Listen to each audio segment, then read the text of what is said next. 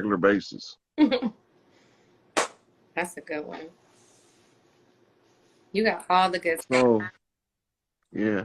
So so I don't want my children to be suffering with poverty, but I also don't want stuff so easy where they don't have no grit, Mm-hmm. where they can't bounce back from shit. These the softest motherfuckers I ever could imagine to be on earth right now in this time. When we grew up, we used to get ass whoopings and whoop ass. But you know, it's that tablet. It's that tablet. It's that phone. It's those video games that we, guilty as charged, tell them to go play on so we can have a moment instead of engaging with them. They're not outside having life experience with each other and interactions with each other. So we have to start doing that again. Like with my sons, when they come over, they get annoyed with me, but we're going to play a board game. And I know it seems real simple and like I'm not really teaching them life, but it's just even those interactions that build character and kind of build resolve and strategy. Just, something simple. Look, when you sit them down to the board game next time, Mm-hmm. explain this to them. Life got rules, and ain't nobody gonna teach them to you. See, and that's the thing that I feel like. Hold on.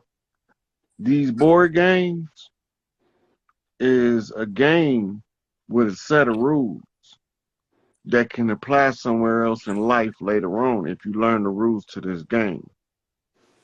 You practice it so that you understand how this game works, so when you see it play out in real life, you know how to win that game in real life. So you think we playing board games, but really I'm giving you tools to go in to the world and come out successful. Mm-hmm. This is why I'm teaching you how to play Monopoly, because it's always a motherfucker gonna try to monopolize on everything you do. So you need to be able to see the game before you ever learn how to play the game in business. So we teach you to play it in a board game. Right. Right? And the more board games that you learn as a child, the more tools you have to navigate life through the path of least resistance, meaning not getting beat to death by life. Right. Even like with Connect Four, like just teaching them to slow down and look at what the play is going to be, trying to have like predictive, thought process or programming in a sense. Like, what is this person's strategy? That alone is a tool for life. Yeah. See, like I like to tell my son about stories about people like Attila the Hun and Genghis Khan. Hey, son, once upon a time, it was this guy named Attila, and I'll go into like leadership strategies of Attila the Hun to share with him little things that can be given to him in story format at an early age that will sink into his mind to the point where it'll become part of his original program. Mm-hmm. So now he's a natural born strategist because he already know about Attila the Hun, Genghis Khan, Hannibal, Muhammad Ahmed, you know what I'm saying, Shaka Zulu. He know about the great strategists of history at an early age because dad gave them to him as little stories to tell him while we was on our drive to go fishing. Right. And he's going to remember all of that information too. Like,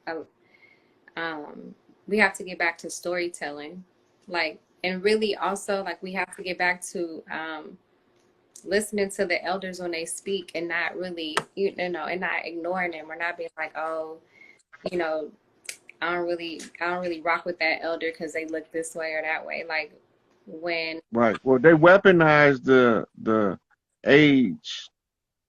They created ageism that too. to make the youth think that the older people, oh, that old motherfucker don't know nothing.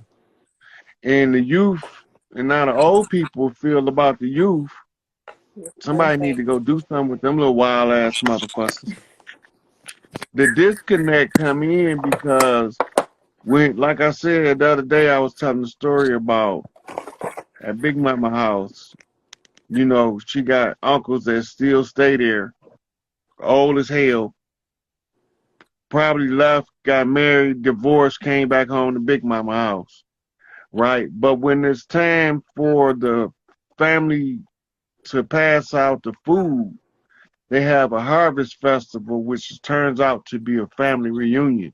Hmm. All of the women that's part of the cooking committee, they go straight to the kitchen. Hmm.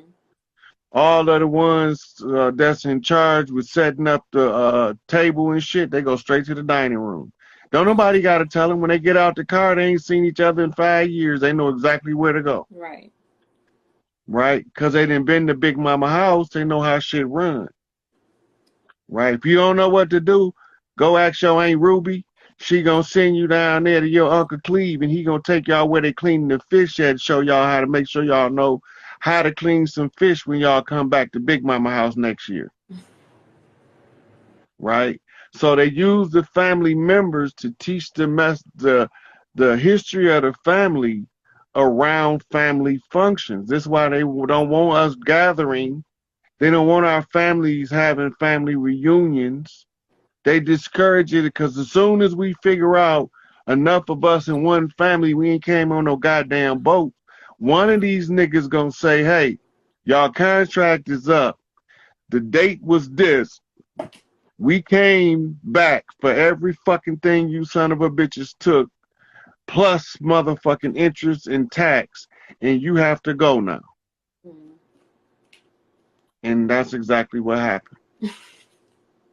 Because since we didn't have a family reunion, I had to go live with different family members in order to get that part of the family's piece to the puzzle to put the family back together. Hmm. So I went to stay with members of both sides of the family, my mama's side and my daddy's side. They all, I'm the most loved, most respected, or the most despised and most rejected. Hmm. So since I'm the most loved and respected out of all of the motherfucking despised and rejected, that make me be the black sheep out of all of the black sheep that the black sheep love the most. And that's how you get to be a chief on the land. But that's the other thing is like, because, okay, so how can I put this in words? We have to have enough humility to be able to see our elders and respect them as such, Yeah, because people are appointed for a reason in the season, and we have to. You have to respect that. You have to respect your position and play your position. And everybody's not a chief. Some of us are Indians, and you got to be okay with that. And you got to knock that yeah, jealousy out the window. And for anybody who doesn't have that big mama or that family to go to, then you got to start looking for those role models and elders to have that family reunion with. yeah. And a lot of us hold on to childhood grudges that if you was an adult, you would have made a similar decision yourself, Mm-hmm. all things being considered. But people hold on to the childhood grudges. Mm-hmm. Some of them, like, I don't blame a molested child for never forgiving their molester. Mm-hmm. I ain't gonna never tell them to do that. But for the kid that got the ass whooped for being a little badass kid, you probably didn't get enough ass whooping. That's probably why you ended up where I was at. Mm-hmm. I ain't got no motherfucking sympathy for that shit. It's part of life. But that's where accountability comes in, because you have to be able to say where you did wrong and where you did right, where you fell short and where you succeeded or exceeded. But you have to have Right. And enough. that's the part of shadow work that everybody fear. Because when they realize that they ain't no better than you, then they trying to put you down, that means that they really was putting themselves down the whole time. Right. And that's what I was talking about earlier when I was like, giving the analogy of Moesha, like in doing that healing work. When we talk about the flipping, that healing work is important because all of that muck it fucks with your decision making skills. Mm-hmm. So you got to do the shadow work. You can't run from it. Yeah. Because really, you But running from the light when you run from the shadow work. don't nobody want to say, look, we drive up to the stop sign at the same time. Motherfucker scream out the window, stupid motherfucker. Right? We both just pulled up to the fucking stop sign. And we both stopped. Who is really the stupid motherfucker?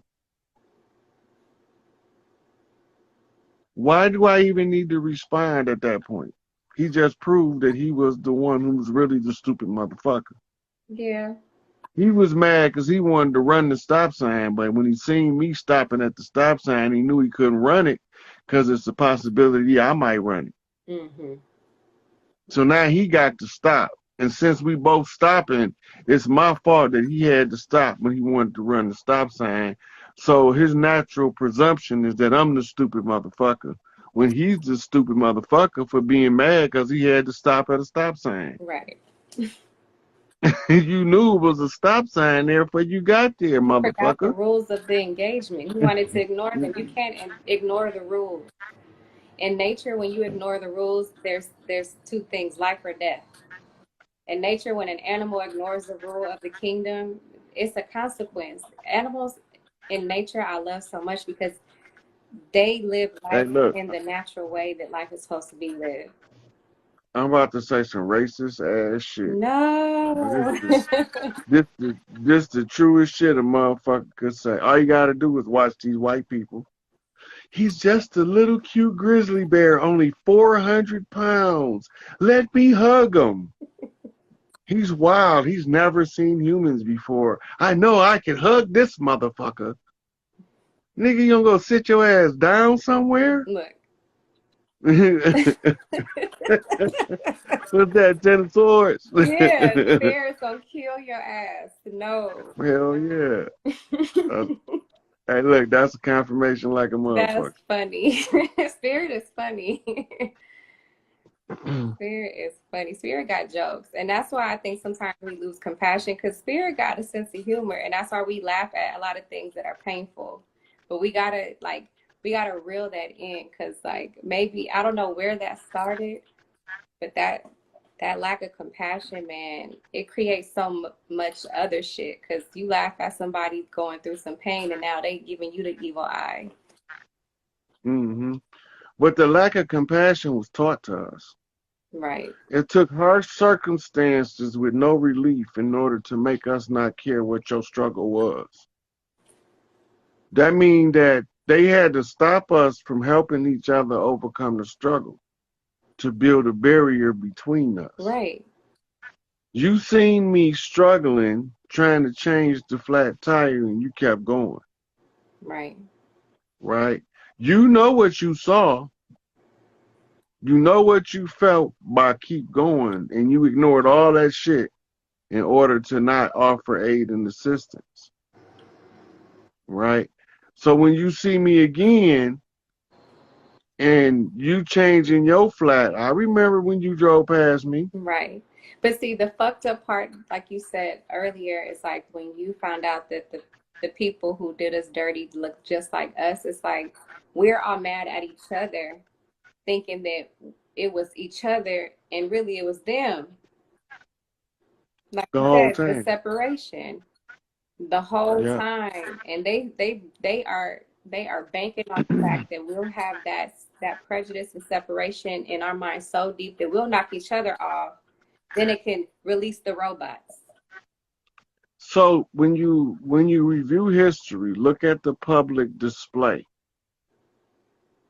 right? When you look at the images from parades of the UNIA and the activities of the MSTA in 1920s, you see all our faces. We all hanging out of windows and shit. We knew who we was, but we didn't know what to do about it. Right? Now, when you get in the 50s and we start talking Rosa Parks refusing to get up on the bus marching with King, you see a sea of pale faces right in there with brown faces.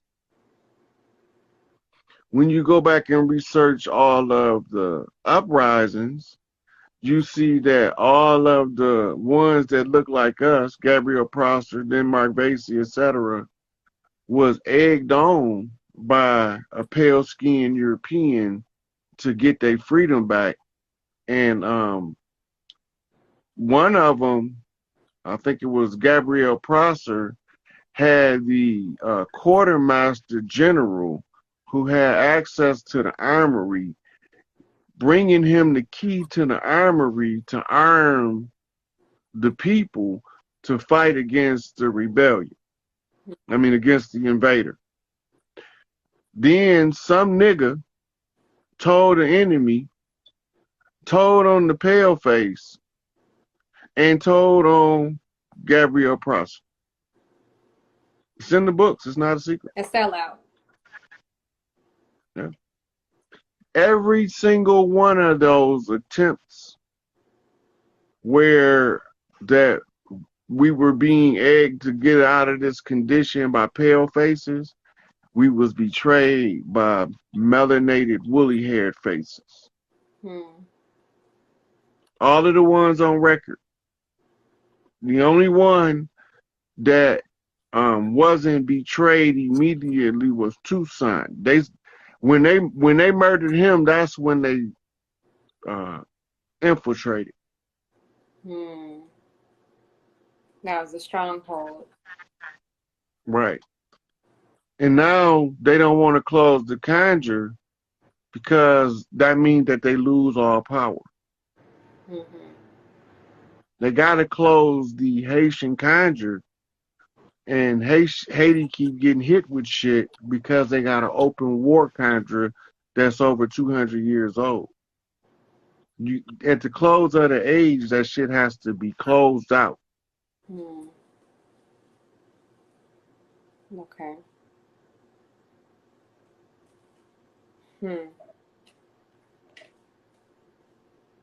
What can I But do there's for some them? motherfuckers that look like us that's trying to stop everything. They can't stop nothing, though. We know they is. It ain't no secret no more. The secret that they had ain't no secret no more. Now they exposed to the public. Now they got to get exposed publicly. Fuck them. I don't got no sympathy for them. But why did they do it? Because they wanted to claim Earth for their own. They ain't from here. So they was okay. A different species similar to us. No, so I know that. From a different type of universe. Okay, so I know that. So then when they came here, they had to take the form of like the highest evolutionary